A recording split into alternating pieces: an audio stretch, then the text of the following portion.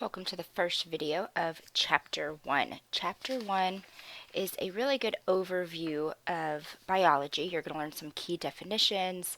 We're going to talk about the characteristics of life, specifically in this video. That's going to be the focus. And then in the remaining videos, we'll talk about things like the scientific method and some other ideas that will come up throughout the course. So let's go ahead and get started. So biology is the study of life. That is the basic definition of biology. And all living things are going to be made up of cells. So any organism or living thing is made up of one or more cells. All organisms are going to have DNA, which is the genetic information of the cell. And something we're going to learn later is that DNA is basically a blueprint for all the proteins that a cell needs. And proteins are going to be the workers of the cell. They're going to help carry out various reactions that cells need in order to live. Now, when we say something is alive, we need to have some certain specific characteristics that define what is alive and what is not alive. So we have 5 characteristics that belong to all living things. Okay, so this is just a general overview. There's going to be a slide for each characteristic, so please make sure you know like the general definition, but also the examples that are associated with it. So for instance, life is organized. So all living matter consists of parts that are organized into a hierarchy. Okay, so we're going to look at the smallest unit, which is the atom, all the way up to the largest, which is the biosphere. The next characteristic is the use of energy. Every organism must use energy to live. That's how we carry out work. The third is that all living things must maintain an internal consistency, and that is called homeostasis.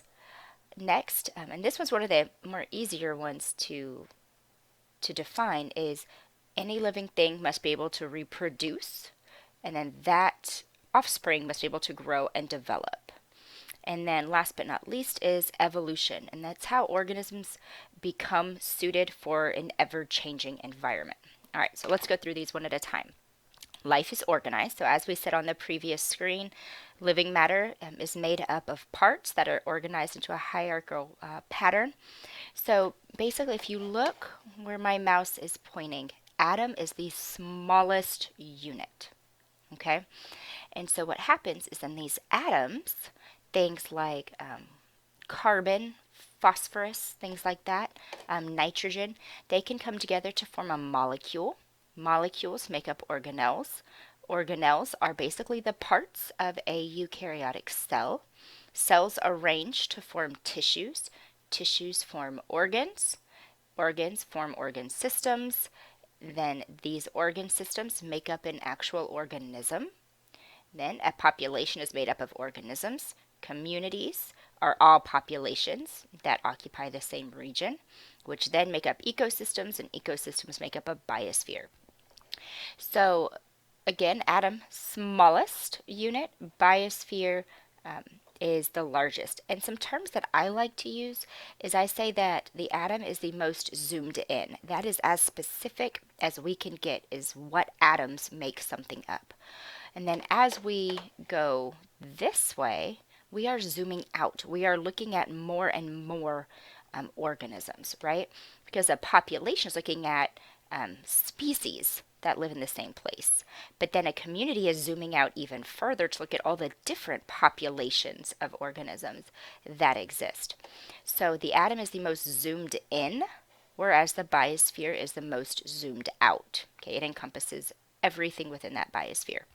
Another way to say that is that the biosphere is the most encompassing, right? Imagine if you have your camera and you zoom out, you get to see a lot more of the scenery. You're encompassing more of, the thing that you're trying to take a picture of. Whereas when you zoom in, you are focusing on one specific person or object. So it is the least encompassing because you're only seeing one, maybe 2 objects, as opposed to maybe 5, 6, or 7 objects when you zoom out. So again, just to recap, atom, smallest unit, most zoomed in, and therefore least encompassing. It's as specific as we can get, whereas the biosphere is the most encompassing and most zoomed out. So why do we care? Well, as we zoom out, we tend to learn more about how different components interact. So we call this emergent properties, and so these properties are going to emerge as we zoom out into each level of biological organizations. So we're basically looking at how these small pieces interact. Okay, and the whole is usually greater than the sum. So the example in your book talks about a brain cell, and we can study, how the shape of the brain cell impacts its function. But what happens is we need to look at how these brain cells interact, okay, within the mind, and we can learn how memory emerges from these interacting brain cells. An example I like to use is a bicycle. Imagine that you've never seen a bicycle, but instead of seeing an intact bike, you have all the pieces disassembled. So you have a wheel in front of you, you have the handlebars, you have the chain, you have the pedals, and you can look at each individual item and say, oh, this wheel is round. Okay, so you can study it, you can see how it moves, but then once you connect, the bike together, as you're connecting pieces, you learn more about each individual component, but also how they work together to form a functional bike. All right, so life requires energy. So energy is not created or destroyed. It simply goes from one form to the other. And right now what we want to introduce are some terms. So producers are things like plants. They produce their own food. So they get energy from the sun and from nutrients, and they will create the sugars they need. Consumers consume other living organisms. So here you see this bug eating the living leaf. And then we have decomposers, which obtain their food from dead organisms and organic waste, so like a decaying log or something like that. So please know these definitions. We're going to come back to this a lot more in the photosynthesis chapter. Life requires homeostasis. And so basically what that is getting at is that the conditions inside of a cell must remain within this constant range even if the environment changes.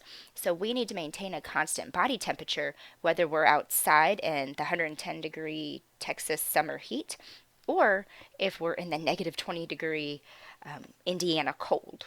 Okay, so our body functions best, all those proteins in our body function best at specific temperatures. So our body needs to maintain that.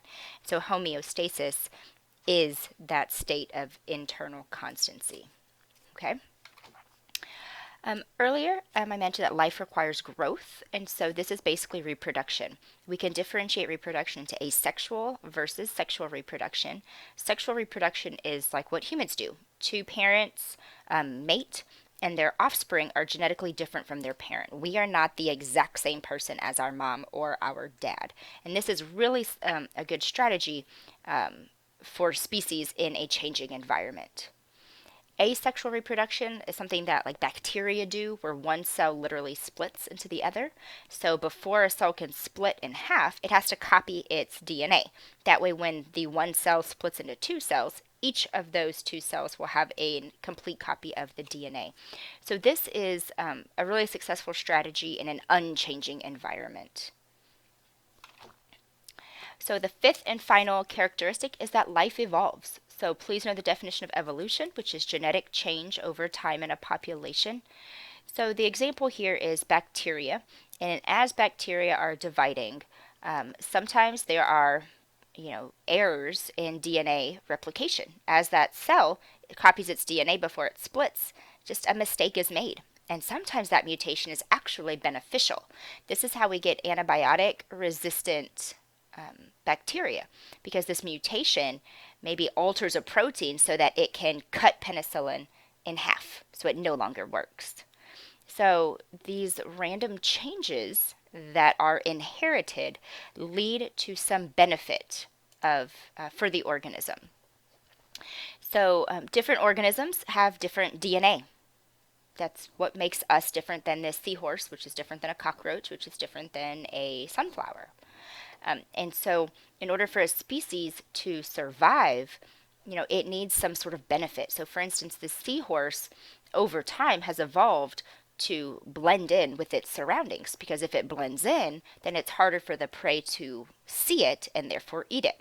And then if this seahorse survives, it can go on to reproduce and make other seahorses that look very similar to it. So the final slide of this video, and I'm sorry this video is on the slightly longer side, but this is really important because people often use this term survival of the fittest, which is right here in this sub-bullet, and they use it incorrectly. They think because you're the strongest, you're the fastest, that you are going to survive. Well, imagine, so I am a relatively small individual, and the gym and I are not friends. So, but imagine that I decided I wanted to be a bodybuilder because I wanted to be strong. And I went and I pumped iron and, I became this really buff woman. Well, if I go and have a baby, am I going to pop out this really strong buff child? No, that'd be awkward. So, that is not what survival of the fittest means, because when we talk about survival of the fittest, we mean passing on inherited traits that will be advantageous to the offspring and allow them to survive. Okay, so me being really strong, that strength does not get passed on to my offspring. So that acquired strength is not an inherited trait. Okay, so under natural selection, I want you to please highlight or underline inherited characteristics. These inherited characteristics give some sort of advantage to the offspring to increase reproductive success. That means they are going to be able to reproduce and keep the species alive. Okay, so an adaptation is another important idea here, and that's where that inherited characteristic or behavior allows an organism to survive. Okay, so for instance, this bacteria example that we mentioned, this organism in red here, the one that had the mutation in its DNA, that's going to allow it to break down penicillin. When all these organisms here infect a person, maybe they go to the doctor and they prescribe penicillin. Well, which of these organisms is going to survive? This red one that can break down the penicillin. So then what's going to happen is when the person takes the penicillin, it's going to kill all these green cells, and this red one is going to be the only one that is able to continue to copy its DNA and divide into many more cells. So now this organism is going to be what the human spreads. And now the next person's going to have an antibiotic-resistant strain, and that's how species can change over time, because this is going to be the only one that survives to get spread on. Okay, so the genetic mutations are what lead to these adaptations, like antibiotic resistance. And then, as again we just showed you, this is evolution happening, because only this red antibiotic-resistant organism is going to survive. So eventually, over time, the genetic population of this organism will now contain that protein that can break down antibiotics. Okay, so again, the one thing that I want you to take home to know when you go in to take your first test is that with natural selection, it's based on inherited traits that increase survival and therefore reproduction of a species. All right, that's the end of this first video.